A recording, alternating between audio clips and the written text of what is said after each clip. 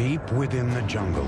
We're talking about a civilization discovered in the middle of a rainforest. Cryptic remains of a lost civilization, one that spanned a continent for more than 1,000 years. They definitely had attributes of the supernatural. They were the ancient Maya. Their rulers filled vast cities with sky-high pyramids, ornate palaces, and lavish plazas. They were masters of their environment. They were very resourceful in figuring out how to harness the energy, creating amazingly sophisticated works of art and engineering, and sustaining a civilization for 1,500 years. Then, after generations of prosperity and innovation, the ancient civilization collapsed, turning bustling cities into ghost towns to be reclaimed by Mother Nature. Centuries later, answers to the mysteries surrounding these majestic people and the godlike kings who ruled them tell a story of conquest, ingenuity, and disaster.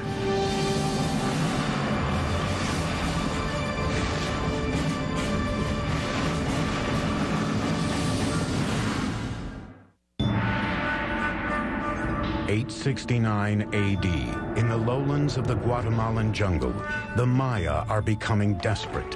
Food and clean water are dwindling. Thousands of people are starving. And malnutrition and disease are ravaging the population. The Maya no longer trust their divine rulers to appease their gods. Political turmoil plagues the kingdoms, and one by one, the great city-states are being abandoned. The ancient Maya civilization is crumbling. City after city, area after area begins to fail. Cities are abandoned, kings disappear, and what had been classic Maya culture really comes to an end. What happened to this great people? Even today, scholars are still mystified. We know that people began to disappear. The question is, how did that happen? The answer may lie in complex hieroglyphics known as the Maya Code. A hieroglyph is a complex way of conveying all the information that Maya people could think or express, and is the only example in the Americas of a complete, complex system of writing. Today, these cryptic symbols reveal a history of brutal warfare, larger-than-life rulers, and the rise and fall of an enigmatic people. Hi, I'm Peter Weller, and I'm standing on top of this beautiful temple deep in the rainforest of southern Mexico near the border of Guatemala, and this is the heart of the civilization of the ancient Maya. For years, archaeologists believed that the ancient Maya were peacefully separated into 40 or so independent city-states, each with their own dynasty of kings. For what we could tell, there seemed to be trade, communication, but there didn't seem to be any particular imperial aggression motivated by a thirst for land or power outside of a king's own territory. But in the last half-century, these theories are starting to fly in the face of a different story, because hieroglyphs like this one, the remnants of the ancient Maya's advanced writing system, are painting a whole new picture. The touchy-feely 1960s and New Age ideas of a gentle and loving people are being fast replaced by a much more complex reality of city-states, butting heads, and bloody clashes. And now we have evidence that brutal battles and human sacrifice were fundamental components of life among the ancient Maya.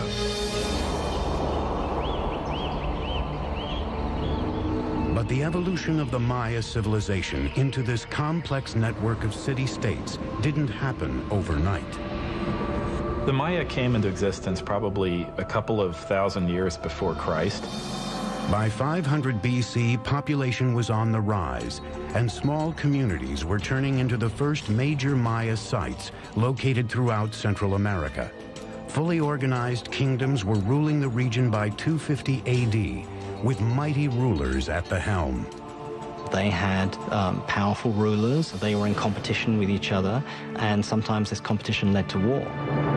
For the Maya, it was war led by kings in the name of the gods.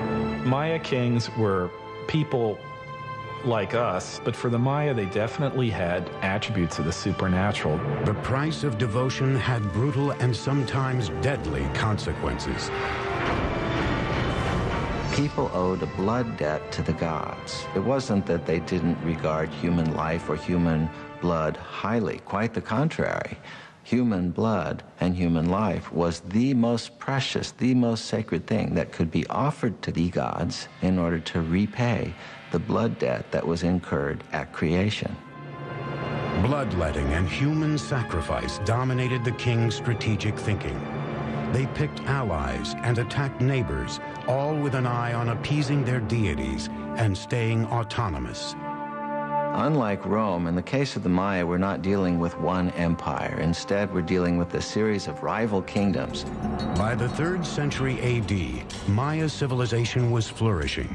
No one city ever succeeded in dominating all the others, but one seat of power was on the rise. Its name was Tikal. Tikal is one of the few cities that goes strong in the pre-classic period before the time of Christ, and then it just continues pretty much unabated all the way until the end of the classic period. This is a city that never really lost it. But in the 6th century, a rival power named Calakmul threatened Tikal's success. The Maya had these two great dynastic capitals, Calakmul and Tikal. Those two cities essentially locked horns. It's really Calakmul that seems to engage in this action in which they engineer alliances all the way around Tikal, essentially boxing in their enemy. It would be up to an ambitious and visionary leader to build a center of military power, one that would take on Calakmul. His name was Yakin Khan Kawil. He would construct one of the most iconic structures of the Maya, a pyramid that would stand the test of time, the Temple of the Giant Jaguar. The most valuable monument was one that took a lot of effort. So a big temple pyramid is an indication of your power, your strength, your prestige. It's a way of drawing people into your city because it shows what an awesome, powerful ruler you are. Building in semi-tropical environments with rudimentary materials was a unique challenge, especially when the goal was to build vertically using Stone Age technology. Most of the technology that we associate with big stone constructions were unknown to the Maya. They did not have beasts of burden. They didn't have metal tools. What the Maya did have was a virtually unlimited supply of malleable limestone and a great deal of manpower. Your labor was one of the things that you were required to give to the king on an annual basis.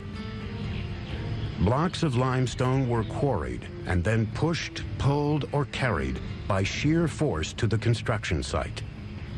They used something that we call the tump line, and this is a rope that would pass around the forehead, and in that they could carry, literally at times, hundreds of pounds of debris. Level by level, the pyramid was built skyward. Wooden scaffolding supported the laborers and the structure as it expanded. Skilled masons shaped the limestone with stone tools and wooden mallets. Though the interior was filled with unrefined rubble, the exterior was deceivingly manicured, covered in a strong mortar known as Maya stucco, and painted red. Even though they knew of the wheel, even though they knew of metal, they elected not to make practical use of either of these things. And I think in part it was because in their worldview something was much more valuable if a lot of human labor went into it. At nearly 150 feet, the Temple of the Giant Jaguar emerged, facing west toward the setting sun. The ancient skyscraper would command the attention of all who set foot in Tikal's Grand Plaza as a symbol of power and redemption. But Yakin Khan Kawil's engineering marvel was just the beginning. In 736, Kawil had defeated his ultimate rival, Calakmul. Then, in 743 and 744, he attacked and eviscerated two critical Calakmul allies that surrounded Tikal, El Peru to the west and Naranjo to the east. Finally, the suffocating noose that had once strangled Tikal was broken. In celebration of this, he builds a whole series of major expansions to the palace, new pyramids. And when we look at Tikal today, in many cases, we're looking at the fruits of that success. He may have even launched the construction of the tallest of Tikal's structures, Temple 4. Made of 250,000 cubic yards of stone, the massive pyramid stretched more than 210 feet, or 22 stories high, nearly as tall as the towers of the Brooklyn Bridge. It jutted far above the dense rainforest canopy, with a 180-degree view of the city. In the distance, other Maya cities were also ambitiously building toward the sky. But at this moment, with King Yakin Khan Kawil at the helm, Tikal was the unchallenged powerhouse of the Maya civilization. But Tikal was not alone. Out of sight, about 250 miles to the west, another dynasty is forging the construction of a great acropolis. There, in the 7th century, a king with a vision would emerge. He would turn one of the wettest cities in the world into a mecca of New World architecture.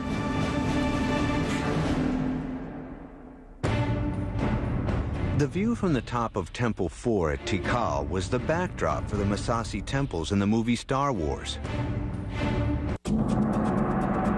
611 AD. On the outskirts of the Maya world in southeast Mexico, a city by the name of Palenque is on the ropes. It launches a last-ditch defense against regional powerhouse Calakmul. Palenque's forces are overwhelmed, and the king is killed with no male heir to the throne. Because Maya kings were thought to be divine lords, their lineage is key to survival. The end of a dynasty usually spelled disaster. Yet at this critical moment, one of the greatest building campaigns in Maya history was about to begin in Palenque, and the king behind it would remain unknown until the middle of the 20th century. In 1949, some of the questions regarding the mysterious dynasty of Palenque are answered when archaeologist Alberto Rusluye is excavating this 75-foot high temple, now called the Temple of the Inscriptions. Now, I'm in pretty good shape, but those guys had headdresses and big robes, obsidian, knives, and swords. I thought I'm in pretty good shape, for an old guy anyway. But I don't know how they did it. And I don't know how Alberto Ruslier did it. But I still got a lot to go. And when he gets up into the sanctuary, he looks around. And he notices on the floor a row of holes covered with stone stoppers. And he figures out that these holes were made for ropes in order to pull up the slab, just like I'm on a trapdoor.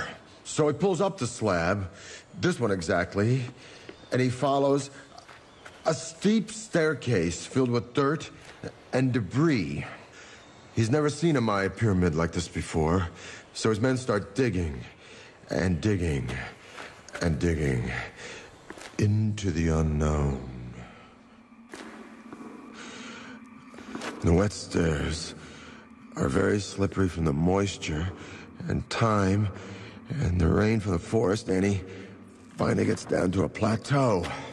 And he notices that the whole pathway doubles back and then continues, and he finds hidden doors, secret passageways, signs that a lot of thought and calculation went into building this structure. Finally, after 3 years, after 3 long years, he gets to the bottom of this 80-foot stairway, and there he sees a small corridor. And in the corridor is a stone box, and in the box are 6 skeletons, the remains of souls who were sacrificed to protect the person for whom this temple was built. But he still doesn't know who that person was. And then he finally sees a huge door, a massive triangular stone. So his men and he open it, and then they go in. And behind this huge triangular door is a vaulted crypt about 30 feet long and 23 feet high. And inside the crypt is this massive sarcophagus carved from one piece of limestone. And on top of this sarcophagus is this magnificent lid with these expertly carved images of a king. Along this edge, by the way, which is covered with cinnabar, this red stuff, is poisoned to the touch to keep looters from coming in here and ruining it. And by the way, if the ancient Egyptians might have used this, we might have had more antiquities coming out of that country today. But along this edge is the image of a shield. And up in the sanctuary is another image of a shield. And the ancient Maya word for shield is pakal. So Alberto Rus had discovered the tomb of the most important Maya king, Pakal the Great. Pakal's ascension to the throne in 615 AD came during the most critical time for Palenque. With no direct heir, the elders of Palenque had turned to an outsider, a royal who lived outside the kingdom, named Lady Sakkuk. Now she returned to Palenque with her adolescent son, Pakal. The future of Palenque hung in the balance as the young boy was crowned king by his mother. He was just 12 years old. She sort of kept the throne warm for him for over 10 years while he was growing up. As the young king grew into adulthood, Pakal had to deify himself to legitimize his rule. He declared his mother to be the living embodiment of the first mother, who created humans and the gods. He then was the son of a goddess, an exalted position that removed any question of his legitimacy.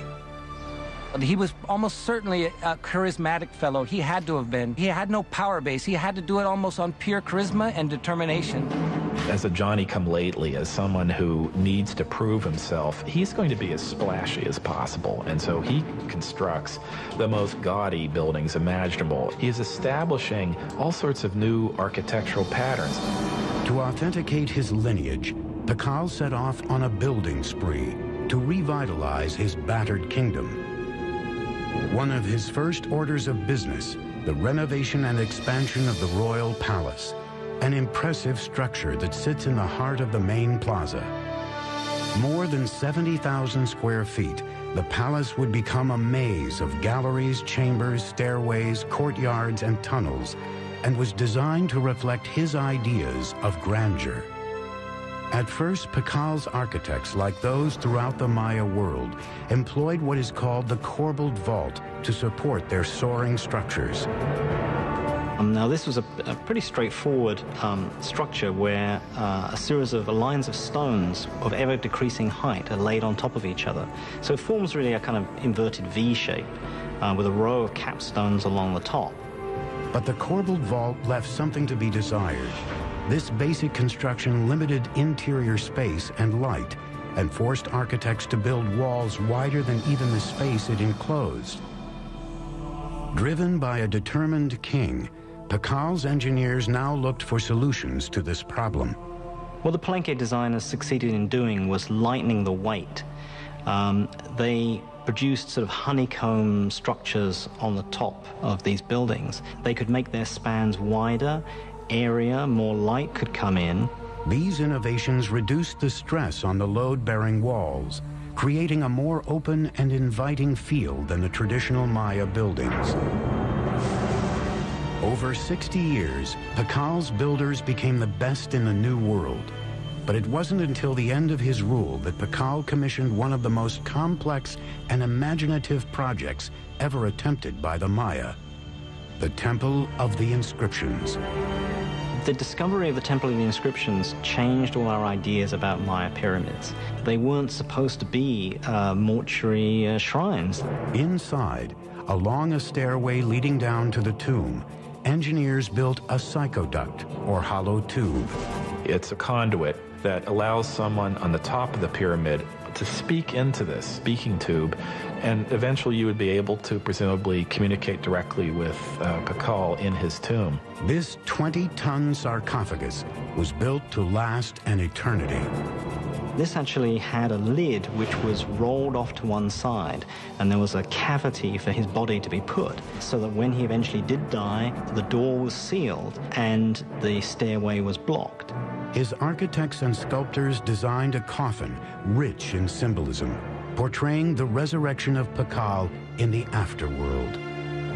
Royal scribes were ordered to draw a grid to accommodate 640 glyphs that would tell the story of Pakal's reign. Many Maya pyramids don't leave much textual record on them. The opposite is the case in the temple, the inscriptions. Everything about it, from these huge tablets on the summit to the information inside, proclaims that this is the final resting place of the founder of one of the great Maya dynasties. In 683, during Pakal's 68th year as king, the 12-year-old boy who grew to be one of the great Maya rulers died at the age of 80. He was covered in red cinnabar and adorned in lavish jewelry. A jade mask was placed over his face. Though the legacy of Pakal the Great would be hard to match, his son had been waiting on the sidelines for nearly 50 years. With the clock ticking, he would launch a series of building projects harnessing the laws of physics and Mother Nature. In 1985, Pakal's burial mask was stolen from a museum in Mexico. Fortunately, 4 years later, the mask was recovered. 684 AD. The mighty King Pakal has engineered Palenque to be one of the finest Maya capitals ever known. After 68 years on the throne, his body is buried in a tomb that rivals those built for the Egyptian pharaohs. Now it is up to his son to build upon his father's legacy and cement his own reign. His name was Khan Balam. Pakal was the founder of a dynasty, but his son was a great consolidator. He was someone that was going to make sure that that dynasty would continue. The 48-year-old king immediately threw himself into an ambitious three-pyramid complex that would stand as his own monument for the ages. He designed and constructed the cross group, one of the most intricate and beautiful groups of ceremonial temples ever constructed in the Maya world. These are his memorial, and they tower above the palace. They look down on the works of his father, and in some ways, I think they represent a statement of individuality, that he himself is going to leave his imprint on the city, just as his father did. He ordered his engineers to build three intricate structures: the Temple of the Cross, the Temple of the Foliated Cross, and the Temple of the Sun. Khan Balam's engineers would take a giant leap forward, using sophisticated geometric calculations unsurpassed anywhere in the world, based on the Maya's creation of a complete number system. One of the many ways in which the Maya were ahead of their time was in their creation of what we would refer to as zero. With a similar combination of a shell which represented zero or completion, and then a dot, number one, and then a 5. By just placing them in different positions, they were able to multiply, and reach incredible numbers. The Greeks and Romans were tremendous engineers, theologians, historians, and so forth, but were very limited by their mathematical system because they didn't have a zero. So here you have the irony that they were able to produce great public works, philosophy, and whatnot, but are really pretty lousy mathematicians compared to the Maya. Khan Balam's engineers' advanced mathematical observations may have included the discovery of proportions like the square roots of rectangles and something called the golden mean, a naturally occurring proportion that can be seen in animals, nature, and even the human body as 1 to 1.618. measure a person from his head to his belly button, and then from his belly button to his feet, you get a proportion very close to 1 to 1.618, the golden mean. Some scholars believe this proportion has been appearing in structures for thousands of years at places like the pyramids of Giza in Egypt and the Parthenon in Greece. Da Vinci's Vitruvian Man is a study of this proportion, and some even say he painted the Mona Lisa using this ratio in her features. With nothing more than some sticks and a cord, Khan Balaam's engineers may have been able to measure the square roots of rectangles. In the Temple of the Cross, these shapes would be used to mark the two main piers of the facade, the width of the medial doorway and the interior walls. The golden ratio can be seen in the rear chambers and the base of the structure, with the side wall as 1 and the back wall as 1.618.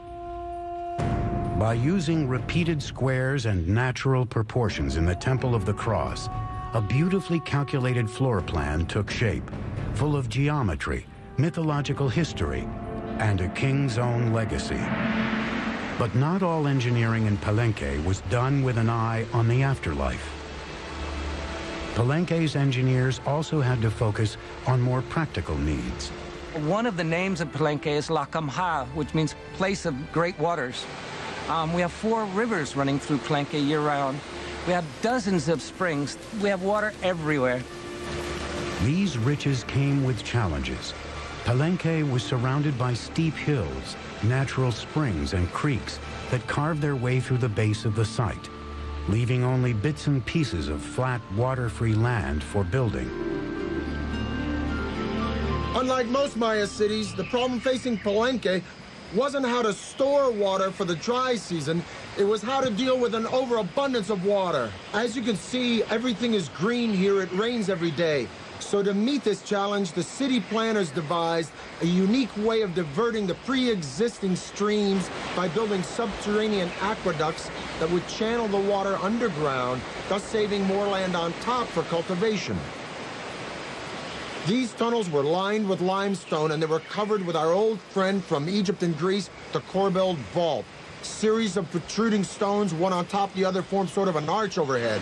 Now, these ceilings were so sturdy, they could support the massive weight of Palenque's giant plazas overhead. So the people were walking along with the water rushing underneath them, being diverted away from the city, just like it is where I live today in New York City. What's even more impressive is that there are signs that Maya engineers may have figured out a way to create water pressure. They built water tunnels that ran through the rugged terrain into the city, often directed uphill. As they got closer to the main structures, the pipes got incrementally smaller. Like Roman fountains, the water pressure gained momentum as it coursed through increasingly narrower tunnels, eventually allowing for running water throughout Palenque's buildings. We have beautiful systems of sweat baths and swimming pools and aqueduct. In its day, it would have rivaled any of the Roman aqueduct systems. We don't see this use of water pressure anywhere else, and it doesn't appear again until the Spanish bring the technologies with them. Together, Khan Balaam and his father Pakal ruled Palenque for nearly 100 years, pushing Maya engineering to a level never seen before. The future seemed bright for this city on the rise. But its years of glory are about to come to a sudden end. Something is happening in the Maya world that will cause the classic city-states to implode. The Maya had developed the concept of zero by the 4th century AD, but the Europeans wouldn't understand the concept until 800 years later. By the 8th century, Palenque, Tikal, and the other kingdoms of the Maya world were expanding across the continent. Tall pyramids, unparalleled city planning, and sumptuous royal palaces advertised the glory of the great kings. Then, suddenly, these cities began to unravel, one after another. Royal sculptors stopped carving their monuments with historical information, and kings halted their construction projects. Maya civilization had plunged into darkness. It's not that the entire Maya lowlands is abandoned overnight. It's that, you know, one kingdom falls here and another one 10 years later falls over here, then another one over here. The causes of the Maya collapse remains a great debate among scholars. We're really talking about a society that was pushing itself to the limits. There is no one single explanation for this implosion, but scholars seem to believe that environmental catastrophe led to a full-blown meltdown for the Maya civilization. The soil no longer produced crops, thus lack of food and polluted water produced malnutrition and disease. The Maya could no longer count on their kings to intercede with their gods because their great society was in a death spiral, and their kings, so long counted on for guidance and prosperity, were powerless to stop it.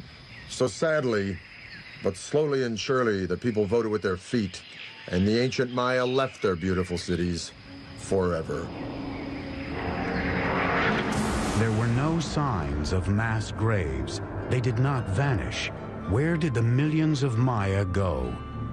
If you wanted to go where it was happening, you moved north. Go north, young man. The cities that die in the south, and that's the only way to describe it, is they just go into oblivion, are never really replaced. But there are locations all around the Yucatan Peninsula where the cities not only thrive, but they begin to grow explosively.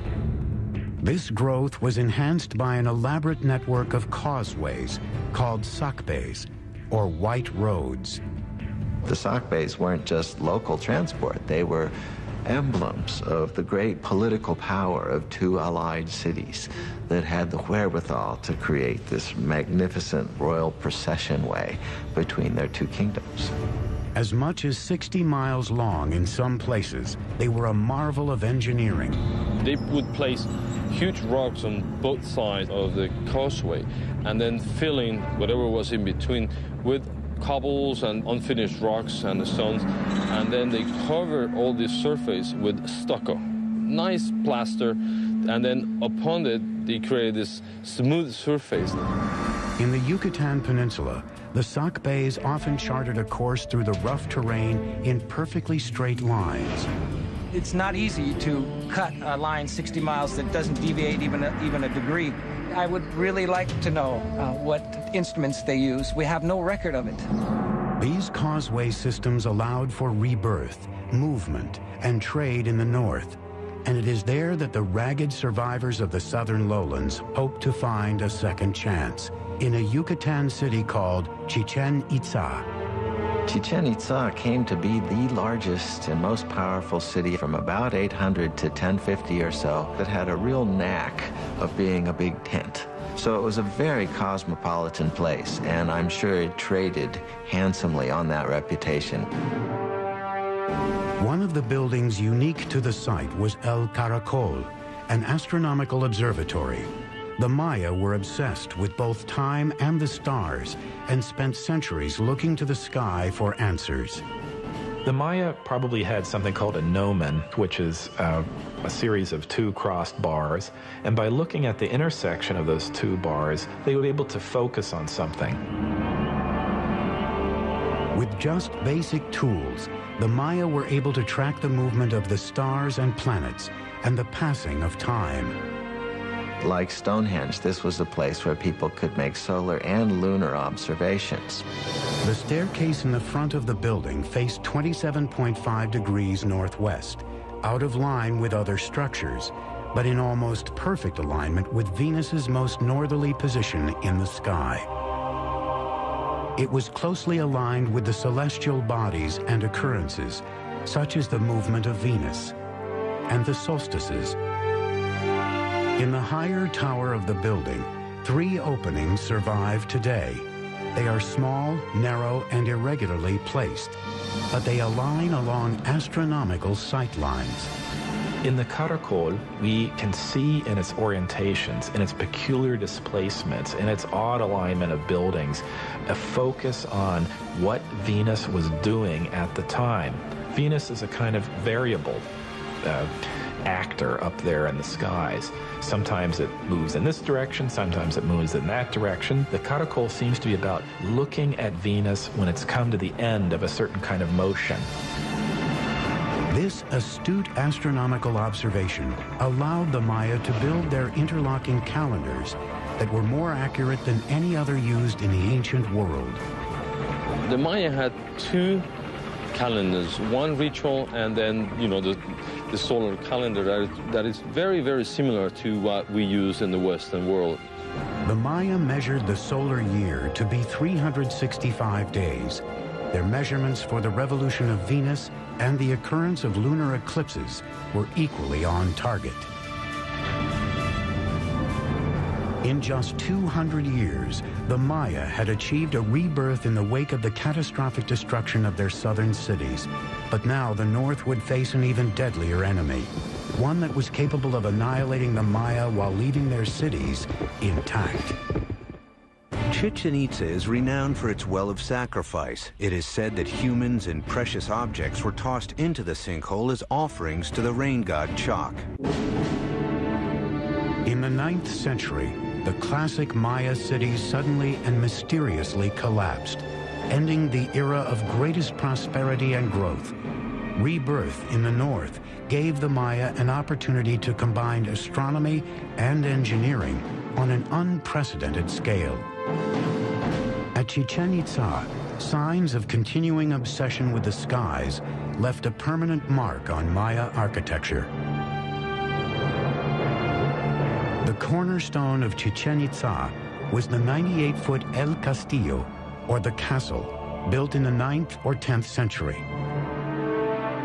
The 365 steps equal the number of days in the Maya civil calendar. 52 panels on each side represented the Maya's 52-year cycle. 9 terraced levels equaled the 18-month Maya solar calendar. And the temple's axis was perfectly aligned so that specific shadows were cast twice a year. For any Maya standing and looking at the northwestern sector of the Castillo, they would see a balustrade and then a combination of shadows and the sun hitting that part just before sunset. And then several triangles form. And then at the very bottom of this balustrade, you have a nice carved serpent head, a snake coming down from heaven. And that is indicating the arrival of the rainy season. The Maya saw this phenomenon as a manifestation of the deity Kukulkan, the feathered serpent. The Mayas were able to actually record, the equinox. That day in the year where night and day, last the same. Every year, March 21st, you see the descent of Kukulkan. Surrounding El Castillo, the civic buildings took on a new characteristic: spaciousness, with a broad open plaza, temples, marketplaces, a ball court, and colonnades. So the colony hall not only housed the feasting events, but maybe individuals were brought into the plaza. The general public was probably invited, depending on the occasions, to come to the plaza and witness the arrival of this, traders, the merchants. Greek or Roman in appearance, these round columns were used as a new type of structural support and were an architectural first in the Maya world. The benefit of a column is that it allows you to create flat roofs. You're not investing all of your energy in creating stone buildings that are going to be containing corbel vaults, which may or may not collapse. The columns were simple in design. Round drums were placed one on top of the other, filled with rubble in between. A square section was placed at the top, and then flat rooftops made of stucco and wood were added to form expansive covered interiors. It involves people more openly in the life of the building and of what's happening within it than would have been possible with Maya pyramids of the full classic period. Those pyramids are mostly about exclusivity. It's about showing a space, holding it up high, but allowing very, very few people to look into it. The open column structures are much more inviting. But the welcoming atmosphere didn't last long. After more than 200 years of domination over the Yucatan, Chichen Itza suffered a fate similar to its neighbors in the south. It mysteriously collapsed. When the Spanish arrived on the shores of the Yucatan Peninsula in 1517, every large cosmopolitan center of the Maya world had been abandoned. Even so, a splintered Maya civilization living in small villages across the countryside put up a sustained fight against the conquistadors. They proved difficult to conquer because rather than taking a king captive or an emperor, as they did with the Aztec, they had to conquer one village at a time. And once they moved on to the next village, there'd be one behind them that would then begin to rise and revolt. Maya warriors killed conquistadors by the thousands, but their weapons proved useless against a more potent enemy: disease. Within 100 years, 90% of the population of the New World was gone. The Maya who survived faced further persecution.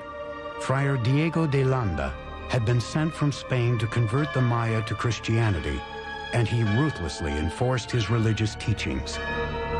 Diego de Landa was a young idealist who came to the New World trying to save souls, trying to win converts to what he referred to as the one true faith. But the Maya didn't believe that they should instantly and forevermore reject all of their own beliefs. On July 12, 1562, Landa ordered an auto de fe, or burning of the Maya texts, believing they were the writing of the devil.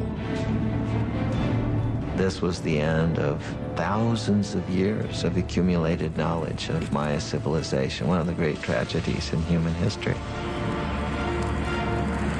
In a lucky twist of fate, 4 codices survived the inferno and wear and tear of time. By the 19th century, some of these books that happened to escape the clutches of these friars and their destructive urges began to make their way into public attention. Today, their survival story is just another mystery in the complex history of the Maya. The fact that they were able to sustain an urban civilization in the rainforest for 1,500 years through all sorts of logistical and other challenges is one that we should admire and one from which we can stand to learn a great deal. Just as the Maya looked from the ground to the sky for guidance, we are now looking from the sky to the ground for answers.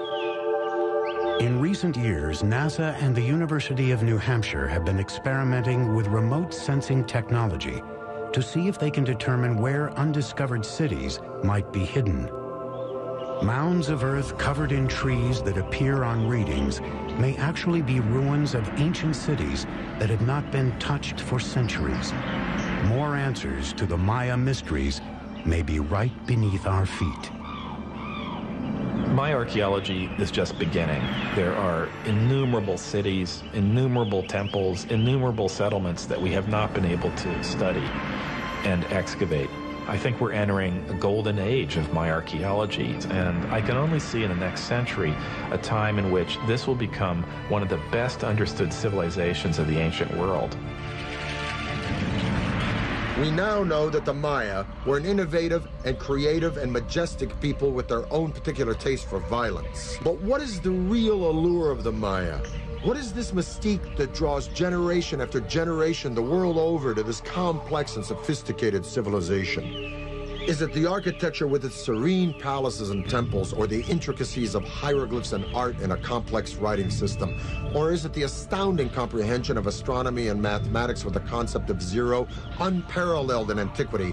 Or is it simply because these remarkable people carved entire cities, not just villages and towns, but magnificent cities, right out of some of the most inhospitable landscape in the entire world? In the rainforest between Honduras and the Yucatan, there are literally hundreds and hundreds of Maya sites that are untouched. In Palenque alone, there are 1,500 buildings that lie unexcavated, including temples larger than that one. And if you consider the archaeological treasures yet to be found in cities like Tikal and Chichen Itza, I say, and I'm sure I'm not alone, that the real allure of the Maya, the real magic and mystique of this civilization, are the mysteries that still lie buried deep within this jungle. I'm Peter Weller for the History Channel.